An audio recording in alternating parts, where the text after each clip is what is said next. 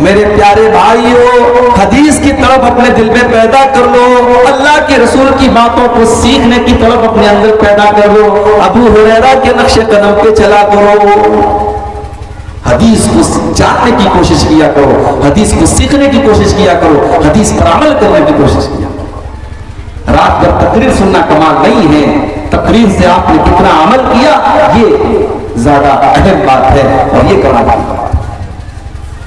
अल्लाह के नबी ने फरमाया कि अबू हुरैरा, कयामत के दिन वो खुश नसीब इंसान जिसको मेरी शफाअत मिलेगी, मन काला ला इलाहा इल्लल्लाह खालिसन मिन क़िबल नफ्सिही, जो दिल से ला इलाहा इल्लल्लाह कहेगा, जो तौहीद के ऊपर रहेगा, जो शिर्क से अपने आप को बचाएगा, जिसने दुनिया में शिर्क नहीं किया होगा, जो तौहीद पर दुनिया से मरा होगा, उसको मेरी शफाअत नसीब होगी।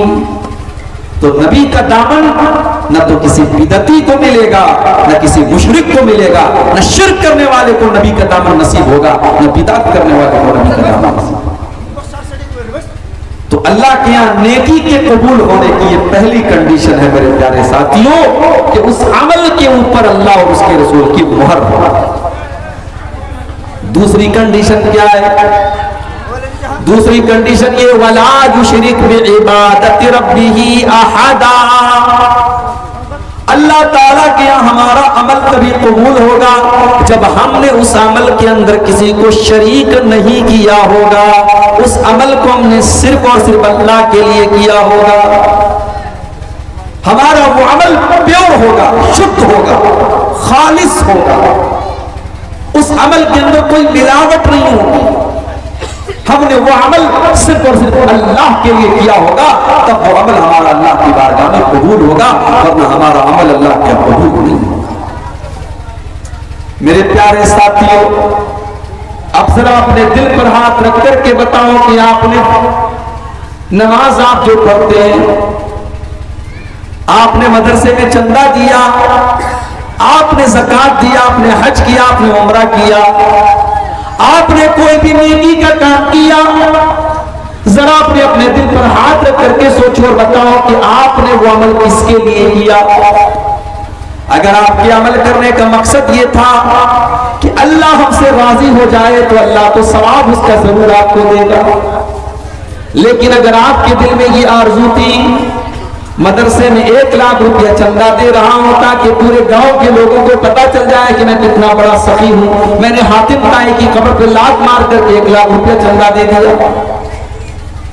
अगर आप हज करके इसलिए आते हैं कि ताकि पूरा गांव आपको हाजी साहब के करके आपको सलामी दे, अगर आप नमाज इसलिए पढ़ते हैं ताकि आपको लोग नमाजी करार दें, तो याद रखो मेरे प्यारे साथियों, आपकी वो नमाज आपके मुंह पर मार दी जाएगी, आपका हज आपके मुंह पर मार दिया जाएगा, आपकी ज़कात और आपका सदका आपके लिए बर्बाद हो जाएगा।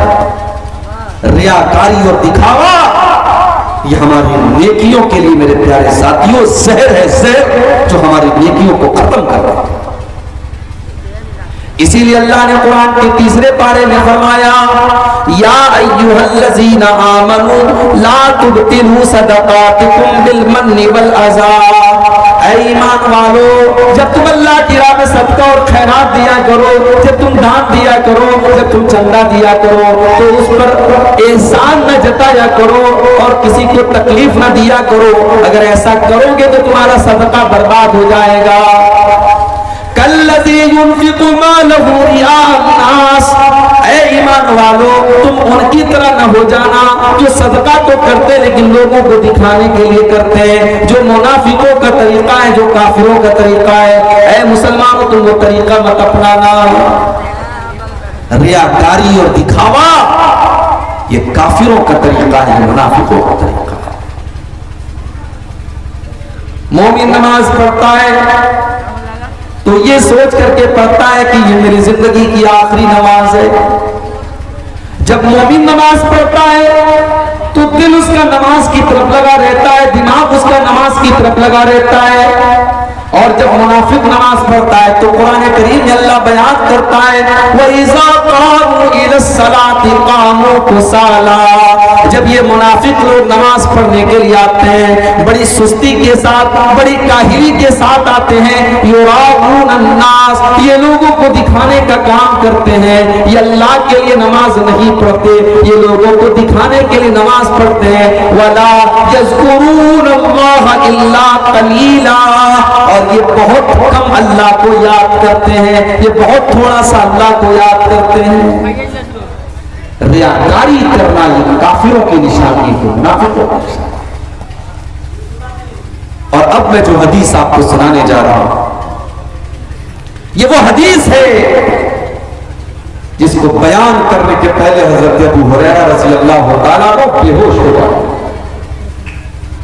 हदीस को बयान करने के पहले हजरत अबू हुरैरा बेहोश हो जाते हैं। होश में आते हैं, लोग सवाल करते हैं कि अबू हुरैरा आप हमको अल्लाह के रसूल की कोई हदीस सुनाने जा रहे थे। अबू हुरैरा कहते कि हाँ मैं तुमको हदीस सुनाने जा रहा हूँ, मैंने अल्लाह के प्यारे नबी को ये फरमाते हुए सुना है। और इतना कहने के बाद अबू हुरैरा दोबारा बेहोश हो जाते हैं, तीन बार बेहोश होते हैं। फिर जब तीसरी मर्तबा होश में आते हैं तो कहते हैं कि वो लोगों, मैंने अल्लाह के नबी से को ये फरमाते हुए सुना है, इन्ना अव्वलन नास युक़ज़ा यौमल क़ियामति सलासतुन, क़यामत के दिन सबसे पहले 3 लोगों का फैसला किया जाएगा। सबसे पहले 3 लोगों का फैसला किया जाएगा। नंबर 1, रजुलुन उस्तुशिद फी सबीलिल्लाह, पहले नंबर पर वो इंसान होगा जो अल्लाह की राह में शहीद हुआ था, जो अल्लाह की राह में जिहाद करते हुए, जंग करते हुए, लड़ाई करते हुए अल्लाह की राह में शहीद हो गया था। उसको अल्लाह के सामने लाया जाएगा। अल्लाह पूछेगा मेरे बंदे, मैंने तुझको ताकतवर बनाया था, तुझे लड़ने के लायक बनाया था, तेरे जिस्म को मजबूत बनाया था, तूने क्या किया? बंदा कहेगा कातलतु फीका हत्ता तुजीबतु, ऐ अल्लाह मैं तेरे रास्ते में लड़ता रहा, मैं क़िताल करता रहा, मैं जंग करता रहा, तेरे दुश्मनों को मारता रहा, हत्ता तुजीबतु, यहां तक कि मैं शहीद हो गया। अल्लाह फरमाएगा तू झूठ बोल रहा है, तो इसलिए नहीं लड़ रहा था कि मुझे राजी करने वाला था, अल्लाह को राजी करने वाला था। तू तो इसलिए लड़ रहा था ताकि दुनिया वाले कहे कि तू बहुत बड़ा वीर था, बहुत बहादुर था, तेरी वीरता के, तेरे बहादुरी के, तेरी शुजाअत के चर्चे हो, इसलिए तू लड़ता था और जंग करता था। तो तुझे जो चाहिए था वो तो तुझे मिल गया। और उसके बाद अल्लाह ताला हुक्म देगा और चेहरे के बल घसीट करके उसको जहन्नम में डाल दिया जाए। उसके बाद दूसरे आदमी को लाया जाएगा। ये बहुत बड़ा आलिम होगा, ये कुरान का आलिम होगा और कुरान का टीचर होगा। वरजुलुन तअल्लमल इल्मा व अल्लमहु, इसने इल्म दीन को सीखा होगा, सिखाया होगा। अल्लाह पूछेगा मेरे बंदे, मैंने तुझे दीन का आलिम बनाया, तुझे दीन की समझ अता फरमाई, तूने क्या किया? बंदा कहेगा अल्लाह मैं दीन को सीखता रहा और दीन को सिखाता रहा, अय अल्लाह मेरा मकसद ये था कि तू खुश हो जाए, तू राजी हो जाए, अय अल्लाह तेरी रजा के लिए, तुझे खुश करने के लिए मैंने दीन को सीखा और सिखाया। अल्लाह फरमाएगा कज़ब्ता, तू झूठ बोल रहा है, तूने इसलिए दीन को सिखाया, तूने इसलिए दीन को सीखा, तूने कुरान को इसलिए पढ़ा लियुक़ाल इन्नहु क़ारिउन, ताकि दुनिया कहे कि ये कुरान का बहुत बड़ा कारी है, ये बहुत बड़ा अल्लामा है, ये बहुत बड़ा आलिम है, दुनिया वाले तेरी तारीफ करें, तूने तारीफ बटोरने के लिए सारा काम किया था। तो तुझे जो चाहिए था वो तो मिल गया। उसके बाद अल्लाह तबारक व तआला उस इंसान को जो दुनिया में आलिम था और टीचर था दीन का, कुरान का, उसको भी घसीट करके जहन्नम में डाल देगा। उसके बाद एक तीसरा आदमी आएगा, ये बहुत बड़ा पैसे वाला, बहुत बड़ा धनवान आदमी, बहुत पैसे वाला मालदार आदमी होगा। अल्लाह ताला पूछेगा मेरे बंदे, मैंने तुझको मुख्तलिफ तरीके का धन दौलत दिया, ऐसा दिया, माल दिया, तूने क्या किया? बंदा कहेगा अल्लाह जहां पर भी मुझको पता चला कि वहां पैसा देने से तो खुश होता है, मस्जिद में, मदरसे में, यतीम खाने में, गरीबों के ऊपर, यतीमों के ऊपर मैंने खर्चा किया। आय अल्लाह, मैंने तमाम नेकी के रास्तों पर खर्चा किया। आय अल्लाह, इसलिए मैंने खर्चा किया ताकि तू खुश हो जाए। अल्लाह फरमाएगा कज़बता, मेरे बंदे तू झूठ बोल रहा है, तू झूठ बोल रहा है, तूने इसलिए ये चंदा दिया, तूने इसलिए ये पैसा खर्च किया, लियुक़ाल इन्नहु जवादुन, ताकि लोग तुझे दान देने वाला दानी कहें, लोग तुझे सखी कहें, लोग तुझे फैयाज कहें, लोग तुझे खर्च करने वाला कहें, लोग तेरी तारीफ करें। तो तुझे जो चाहिए था वो तो मिल गया। उसके बाद अल्लाह के नबी फरमाते हैं अल्लाह ताला उसको भी हुक्म देगा और वो घसीट करके जहन्नम में डाल दिया जाएगा। ये टॉप की 3 नेकी है मेरे भाई। अल्लाह की राह में जिहाद करना, कुरान का और दीन का इल्म सीखना और अल्लाह के राह में माल खर्च करना, ये टॉप की 3 नेकी है। मगर ये तीनों नेकी करने वाला सबसे पहले कयामत के दिन जहन्नम की आग में डाला जाए।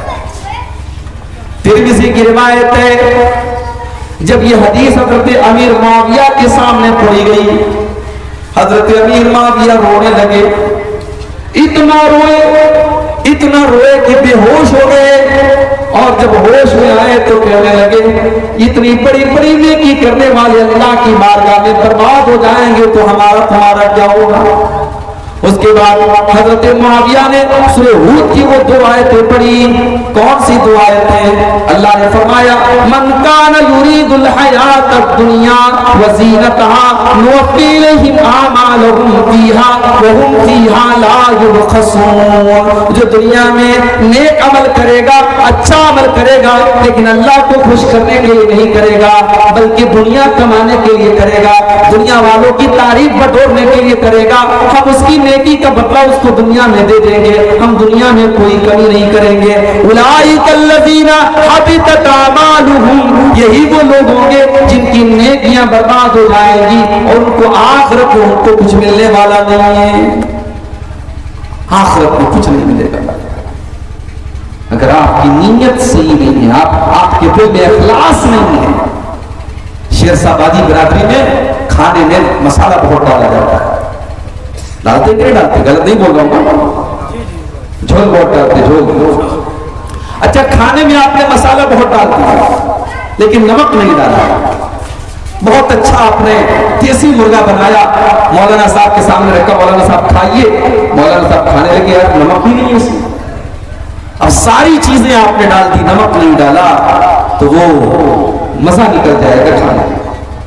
इसी तरीके से नेकी के अंदर मेरे प्यारे साथियों, अमल के अंदर इखलास अगर नहीं है, अगर उस अमल के अंदर रियाकारी है, दिखावा है, तो अमल चाहे देखने में जितना ही अच्छा क्यों ना हो, अल्लाह की बारगाह में वो अमल बेकार है, क्योंकि उसके अंदर इखलास का नमक नहीं है। जब तक इखलास नहीं होगा, हम अल्लाह के लिए वो नेक अमल नहीं करेंगे, तब तक हमारे अमल के अंदर कोई